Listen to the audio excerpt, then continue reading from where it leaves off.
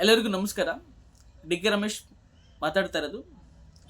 ಈ ವಿಡಿಯೋ ಮಾಡುವ ಉದ್ದೇಶ ಏನಂದರೆ, ಸರ್ಕಾರಿ ಶಾಲೆ ಉಳಿವಿಗಾಗಿ ಬಹಳಷ್ಟು ಜನ ಹೋರಾಟನ ಮಾಡ್ತಿದ್ದಾರೆ. ಅದರಲ್ಲಿ ನಾನು ಸುಧಾ ಒಬ್ಬ. ಕೈಯನ್ನು ಜೋಡಿಸ್ತಾ ಇದ್ದೀನಿ. ಪ್ರತಿಯೊಬ್ಬರು ಸುಧಾ ಇದಕ್ಕೆ ಕೈಯನ್ನು ಜೋಡಿಸ್ಬೇಕು.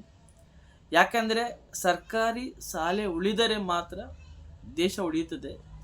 ಸರ್ಕಾರಿ ಶಾಲೆ ಇಲ್ಲ ಅಂದರೆ ತುಂಬ ಕಷ್ಟ ಆಗುತ್ತೆ. ಹಾಗಾಗಿ ಪ್ರತಿಯೊಬ್ಬರು ಸುಧಾ ಈ ಒಂದು ಹೋರಾಟಕ್ಕೆ ಕೈಯನ್ನು ಜೋಡಿಸ್ಬೇಕು.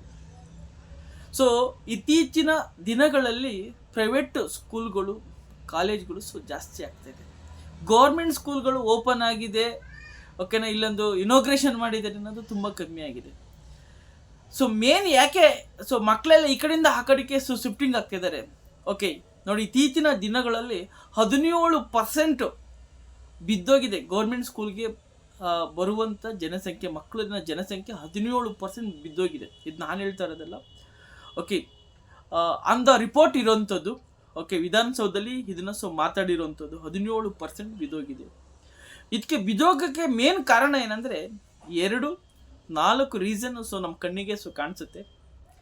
ಮೊದಲನೇದು ಮೂಲ ಸೌಕರ್ಯ, ಒಳ್ಳೆ ಕ್ವಾಲಿಟಿ ಆಫ್ ದ ಎಜುಕೇಷನ್ ಕೊಡದೇ ಇರೋವಂಥದ್ದು.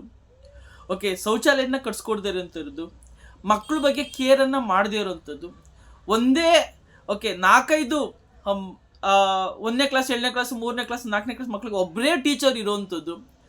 ಓಕೆ, ಈ ಥರ ಏನು ಬೇಕೋ ಅದನ್ನು ಕೊಡ್ತಾ ಇಲ್ಲ. ಕೊಡದೇ ಇರೋ ಕಾರಣ ಏನಂದರೆ, ಮಕ್ಕಳುಗಳು ಪ್ರೈವೇಟ್ ಸ್ಕೂಲಿಗೆ ಬರಲಿ ಅನ್ನೋದು ಅವರ ಉದ್ದೇಶವಾಗಿದೆ. ಇವತ್ತು ಎಲ್ಲ ರಾಜಕಾರಣಿಗಳು, ಯಾರ್ಯಾರ್ದು ಕಾಲೇಜು ಸ್ಕೂಲ್ಗಳಿದೆ, ಎಲ್ಲ ರಾಜಕಾರಣಿಗಳು ಇದೆ. ಉದ್ದೇಶ ಏನಂದರೆ, ಓಕೆ, ಎಲ್ಲ ಮಕ್ಕಳು ಇಲ್ಲಿ ಹೋಗ್ಬಿಟ್ರೆ ನಮ್ಮ ಸ್ಕೂಲಿಗೆ ಬರೋದು ಯಾರು? ಅದಕ್ಕೆ ಮೂಲ ಸೌಕರ್ಯವನ್ನು ಕೊಡದೇ ಇದ್ರೆ ಆಯ್ತಲ್ಲ. ಓಕೆ, ಪ್ರತಿಯೊಬ್ಬ ತಾಯಿ ತಂದೆಗೂ ನನ್ನ ಮಕ್ಳಿಗೆ ಒಂದು ಒಳ್ಳೆ ಭವಿಷ್ಯ ಕೊಡಬೇಕು, ಒಳ್ಳೆ ಎಜುಕೇಷನ್ ಕೊಡಿಸ್ಬೇಕು ಅಂತ ಪ್ರತಿಯೊಬ್ಬರಿಗೂ ಆಸೆ ಇರುತ್ತೆ. ಬಟ್ ಆದರೆ ಇಲ್ಲಿ ಸರಿಯಾಗಿ ಪಾಠ ಮಾಡ್ತಾ ಇಲ್ಲ. ಓಕೆ, ಸರಿಯಾಗಿ ನಮ್ಮ ಮಕ್ಳಿಗೆ ಏನು ಬೇಕೋ ಅದನ್ನು ಕೊಡ್ತಾ ಇಲ್ಲ ಅಂದಾಗ ಏನಾಗ್ತದೆ, ನನ್ನ ಮಕ್ಳಿಗೆ ಒಳ್ಳೆ ಎಜುಕೇಷನ್ ಮಾಡಿಸ್ಬೇಕು ಅಂತ ಈ ಒಬ್ಬೊಬ್ಬರೇ ತಾಯಿ ತಂದೆ ಮಕ್ಕಳು ಏನು ಮಾಡ್ತಾ ಇದ್ದಾರೆ, ಸಾಲ ಆದರೂ ಪರವಾಗಿಲ್ಲ ಅಂತ ಹೇಳಿ ಪ್ರೈವೇಟ್ ಸ್ಕೂಲ್ಗೆ ಜಾಯಿನನ್ನು ಮಾಡಿಸ್ತಾ ಇದ್ದಾರೆ. ಈ ಥರ ಆಯಿತು ಅಂದರೆ ಇವತ್ತು ಒಂದು ಸ್ವಲ್ಪ ಉಳ್ಳವರು ಒಳ್ಳೆ ಎಜುಕೇಷನ್ ಮಾಡಿಸ್ತಾರೆ. ಇವತ್ತು 10,000-15,000 ರೂಪಾಯಿ ದುಡಿಯೋರು ಎಲ್ಲಿ ಒಳ್ಳೆ ಎಜುಕೇಷನ್ ಕೊಡ್ಸೋಕ್ಕಾಗುತ್ತೆ? ಇವತ್ತು ಒಂದು ಮಗುಗೆ ಒಳ್ಳೆ ಎಜುಕೇಷನ್ ಕೊಡಿಸ್ಬೇಕಂದ್ರೆ ಓಕೆ 50,000ದಿಂದ 1,00,000 ರೂಪಾಯಿ ಬೇಕು. ಮನೇಲಿ 2-3 ಮಕ್ಕಳು ಇದ್ದೇ ಇರ್ತಾರೆ. ನಾನು ದುಡಿಯೋ ದುಡ್ಡೆಲ್ಲ ಬರೀ ನಾನು ಸ್ಕೂಲ್ಗೆ ಕಟ್ಟೋದಾಗ್ಬಿಟ್ರೆ ನನ್ನ ಸಂಸಾರಕ್ಕೇನು? ಓಕೆ, ನನ್ನ ಬಾಡಿಗೆ ಕಟ್ಟೋದೇನು? ನನ್ನ ಆರೋಗ್ಯ ಏನು? ನನ್ನ ಜೀವನ ಏನು? ಓಕೆ, ನಾವು ದುಡಿಯೋದೆಲ್ಲ ಬರೀ ಮಕ್ಕಳು ಫೀಸ್ಗೆ ಹೊಂಟೋಗ್ಬಿಟ್ರೆ ಓಕೆ, ನಮ್ಮ ಬದುಕೇನು? ಇವತ್ತು ಎಷ್ಟೋ ಜನ ಒಳ್ಳೆ ಬಟ್ಟೆ ಆಗ್ತಾಯಿಲ್ಲ, ಒಳ್ಳೆ ಊಟ ಮಾಡೋಕ್ಕಾಗ್ತಾಯಿಲ್ಲ, ಒಳ್ಳೆ ಆರೋಗ್ಯ ನೋಡೋಕ್ಕಾಗ್ತಾಯಿಲ್ಲ. ನನ್ನ ಮಕ್ಕಳಿಗೆ ಒಂದು ಒಳ್ಳೆ ಭವಿಷ್ಯ ಕೊಡಬೇಕು ಅನ್ನೋಕ್ಕೆ. ಹಾಗಾಗಿ ಇವತ್ತು ಓಕೆ, ನಮ್ಮ ಸರ್ಕಾರಿ ಶಾಲೆಗಳು ಉಳಿಬೇಕಂದ್ರೆ ಪ್ರತಿಯೊಬ್ಬರು ಸುದ ಕೈಯನ್ನು ಜೋಡಿಸ್ಬೇಕು, ಈ ಹೋರಾಟನ ಮಾಡಬೇಕು. ನಾವು ಸರ್ಕಾರಕ್ಕೆ ಕೇಳ್ತಾ ಇರೋದು ಇಷ್ಟೇ, ಎರಡೇ. ನಾವು ಸರ್ಕಾರಕ್ಕೆ ಕೇಳ್ತಾ ಇರೋದು ಓಕೆ, LKG ಇಂದ 5ನೇ ಕ್ಲಾಸ್ ಮಕ್ಕಳಿಗೆ ಓಕೆನಾ CBSE ಶಿಕ್ಷಣವನ್ನು ಕೇಳ್ತಾ ಇದ್ದೀವಿ. ಓಕೆ, 6ನೇ ಕ್ಲಾಸಿಂದ 12ನೇ ಕ್ಲಾಸ್ ಮಕ್ಕಳಿಗೆ ನವೋದಯ ಶಿಕ್ಷಣವನ್ನು ಕೇಳ್ತಾ ಇದ್ದೀವಿ. ಇವತ್ತು ಎಜುಕೇಷನ್ ಅನ್ನೋದು ತಾರತಮ್ಯ ಆಗೋದು ಬೇಡ. ಓಕೆ, ಮುಂಚೆ ಎಲ್ಲ ಏನಾಗ್ತದೆ, ಜಾತಿ ಅನ್ನೋದನ್ನು ತಗೊಬಂದು ಓಕೆ ಇವತ್ತೆಲ್ಲ ಫುಲ್ಲು ಡಿಬೇಟ್ ಮಾಡಿಬಿಟ್ಟಿದ್ದಾರೆ. ಓಕೆ, ರಾಜಕಾರಣ ಬಂದು ಇವತ್ತೆಲ್ಲರ ಊರಲ್ಲಿ 2-3 ಪಕ್ಷಗಳಾಗಿ ಹೋಗ್ಬಿಟ್ಟಿದೆ. ಓಕೆ, ಈ ಎಜುಕೇಷನ್ನು ಅಷ್ಟೇ. ಎಲ್ಲ ಮಕ್ಕಳಿಗೂ ಒಂದೇ ಥರದ ಎಜುಕೇಷನ್ ಇದ್ದಾಗ ಅವಾಗ ತಾರತಮ್ಯ ಇರೋದಿಲ್ಲ. ಹಾಗಾಗಿ 30ನೇ ತಾರೀಕು ಡೆಡ್ಲೈನ್ ಕೊಟ್ಟಿದ್ದೀವಿ.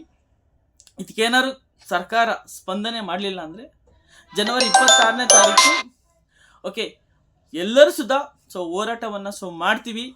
ಖಂಡಿತವಾಗಿಯೂ ಈ ಹಕ್ಕು ಸಿಗಗಂಟ ಪ್ರತಿಯೊಬ್ಬರು ಹೋರಾಟವನ್ನು ಮಾಡ್ತೀವಿ. ಓಕೆ, ಹಾಗಾಗಿ ಈ ಒಂದು ಹೋರಾಟಕ್ಕೆ ಪ್ರತಿಯೊಬ್ಬರು ಕೈ ಜೋಡಿಸಿ. ಯಾಕೆಂದರೆ ಇವತ್ತು ಸರ್ಕಾರಿ ಶಾಲೆಗಳನ್ನ ಉಳಿಸ್ಕೊಂಡಿದ್ದೇ ಆದಲ್ಲಿ ನಮ್ಮ ಮಕ್ಕಳಿಗೆ ಒಂದು ಒಳ್ಳೆಯ ಭವಿಷ್ಯವನ್ನು ಕೊಡ್ಬೋದು, ನಾವು ನೆಮ್ಮದಿಯಾಗಿರ್ಬೋದು. ನಾವೆಲ್ಲ ದುಡ್ಡು ಕೊಟ್ಟು ಓದಿಸ್ತೀವಿ ಅಂದರೆ ತುಂಬ ಕಷ್ಟ ಆಗುತ್ತೆ. ಹಾಗಾಗಿ ಪ್ರತಿಯೊಬ್ಬರು ಈ ಒಂದು ಹೋರಾಟಕ್ಕೆ ಕೈಯನ್ನು ಜೋಡಿಸಿ. ಓಕೆ, 20ನೇ ತಾರೀಕು 30ನೇ ತಾರೀಕು ಅವ್ರೇನಾದ್ರು ನಮಗೆ ಸ್ಪಂದಿಸಿಲ್ಲ ಅಂದರೆ 20ನೇ ತಾರೀಕು ಯಾವ ಥರ ಎಲ್ಲಿ ಹೋರಾಟ ಮಾಡಬೇಕಂತ ನಿಮ್ಗೆ ಗೈಡ್ಲೈನ್ ಸಿಗ್ತಾ ಹೋಗುತ್ತೆ. ಹಾಗಾಗಿ ಈ ಒಂದು ಹೋರಾಟಕ್ಕೆ ಪ್ರತಿಯೊಬ್ಬರು ಸುದ ಕೈ ಜೋಡಿಸಿ ಅಂತ ನಿಮ್ಮೆಲ್ಲರಲ್ಲೂ ಕಳಕಳಿಯ ಮನವಿ. ಓಕೆ, ಇಷ್ಟನ್ನ ಹೇಳ್ತಾ ನಾನು ಮಾತನ್ನು ಮುಗಿಸ್ತಾ ಇದ್ದೀನಿ. Thank you so much.